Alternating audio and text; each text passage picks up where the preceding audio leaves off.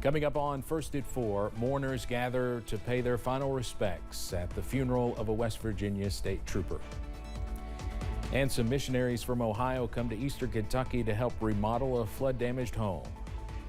Plus, some much-needed rain pushing through the mountains today, leading to beautiful weather to close out the week. The very latest next as Mountain News First at 4 starts right now. Dedicated to Eastern and Southern Kentucky, this is WYMT Mountain News First at 4. Good afternoon, I'm Steve Huntsley. First at 4, West Virginia State Trooper Sergeant Corey Maynard is taking his final patrol through the streets today.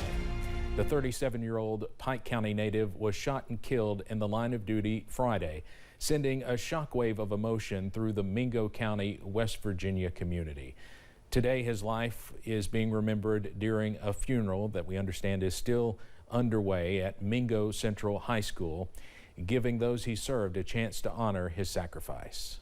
You hate to hear anything like this would happen and transpire, but when it really hits home was when it's a small community like this and somebody from our own hometown. It makes it tough.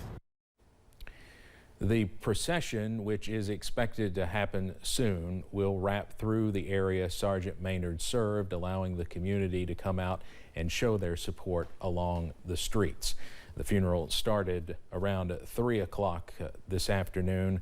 We believe it is still underway. It could be wrapping up soon. Now, as we mentioned, his procession after the funeral will eventually carry his body to Chapmanville, where he will be cremated per his wishes. Joseph Payton has more on the procession from Williamson. As Sergeant Maynard's procession passes through Williamson, they'll turn right onto 119. From here, they'll head about 40 miles north towards Chapmanville. The city of Williamson is ready to pay their respects to a man loved by so many here, Sergeant Corey Maynard. Just a few short miles from his hometown of Belfry, this area will surely be lined with folks who want to show their gratitude. He sacrificed his life to help us, you know, to help the community, I mean, to protect us. And, you know, God above knows, people around here, we live day by day. We do. But, you know, the sad part is his wife and his kids. You know, that's the sad part. Local law enforcement is encouraging folks to line the procession route. The Williamson Fire Department tells me they will actually hang a flag here over top of the highway so that Sergeant Maynard may pass through. Here near Williamson, West Virginia, Joseph Payton, WYMT Mountain News. Joseph, thank you very much. He's with our sister station WSAZ, and we're both working together to cover this very sad story today. And a couple of their journalists were allowed to be in the funeral, which we understand is still going on. And we hope to talk with them live sometime during this hour about the funeral service. The family did not want any cameras in the service, but they did allow a couple of journalists to watch. Of course, we respected their wishes not to have cameras in the funeral service. But again, we hope to hear from some people who were actually in the service coming up a little bit later in this hour. So stay with us for that. And of course, we'll have much more from Sergeant Maynard's funeral and procession coming up tonight on Mountain News at 6. And the good news is we've gone through the last hour or so. A lot of the rain that we've been seeing throughout the day has been moving out of Mingo County, and that is good news as folks continue to with the funeral procession there into portions of southern West Virginia.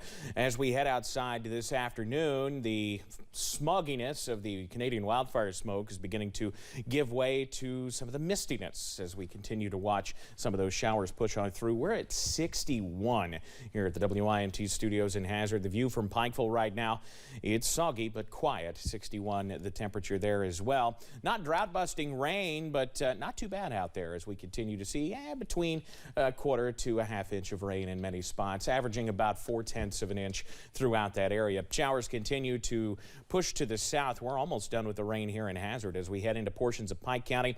Yes, just north of 119 west of South Williamson, Kentucky. We'll continue to see some pockets of heavy rain push to the south. same thing there. Eastern parts of Harlan County, that'll be pushing over toward Pennington Gap over the next little bit. Pineville back into portions of Knox County south of Barberville, seeing a heavier downpour, but for the most part, no heavy rain as this continues to push to the south. And the good news, once this moves out, we're looking pretty nice. The other good news, well, it's not good news for our friends up in the Northeast where the smoke still is, but the good news for us, quieting down. We're in the 60s out there right now, but the 70s not far away. Steve, I'll have the latest on a beautiful day tomorrow in a few minutes. All right, Evan, thank you. We'll have more on that smoke, by the way, affecting parts of the country a little bit later. A group of missionaries from Ohio are in the mountains helping remodel a home that was damaged in the July flood. The group traveled from North Star Church in Perry, Ohio. That is northeast of Cleveland. Sam Stacy is the pastor of Petrie Memorial Baptist Church in Hazard, who is hosting the group, and he says they are actually helping them at the church too. You know, what we are doing is basically giving them a place to stay. We use our parsonage for that. We've housed anywhere between 20 and 25 people on each mission team, and that allows us to give them a place to stay where it doesn't cost anything for that. He says they're also helping build showers to accommodate more people that come and help. Coming up at 6, find out why the group is continuing to help rebuild after natural disasters. Pope Francis is undergoing his second abdominal surgery in 2 years, a day after he went to a hospital in Rome for a checkup. CBS's Tina Kraus has the latest. Just hours before his surgery, Pope Francis spent Wednesday morning blessing the faithful in St. Peter's Square, zipping around in his Pope-mobile before leaving in his Fiat for Gemelli Hospital in Rome. The Vatican says the 86-year-old pontiff was put under general anesthesia for a hernia repair and is expected to be hospitalized for several days. Obviously, we pray for him and hope for his quick recovery. The operation comes 2 years after his last abdominal surgery, when doctors removed part of his colon because of diverticulitis. The Pope recently revealed the painful bowel condition had come back.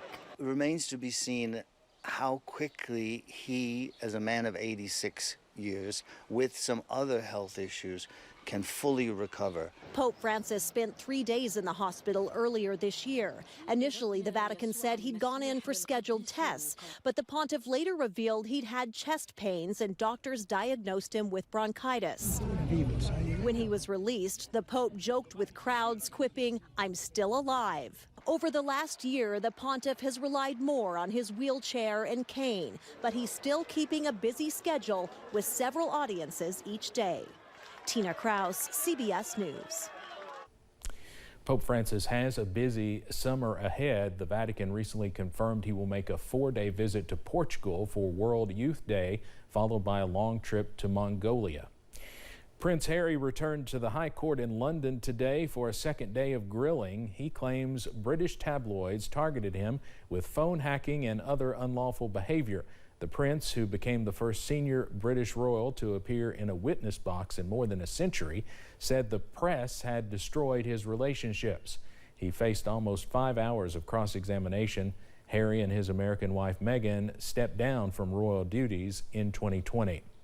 Secretary of State Antony Blinken has arrived in Saudi Arabia. Blinken is meeting with Saudi women leaders and with that country's foreign minister. He's scheduled to participate in the United States Gulf Cooperation Council to discuss security, stability, de-escalation, regional integration, and economic opportunities across the Middle East. Coming up on First at 4, wildfires in Canada continue to cause major issues with air quality in parts of the eastern United States. And rain is moving out, and in its place, some absolutely beautiful weather. The latest after this.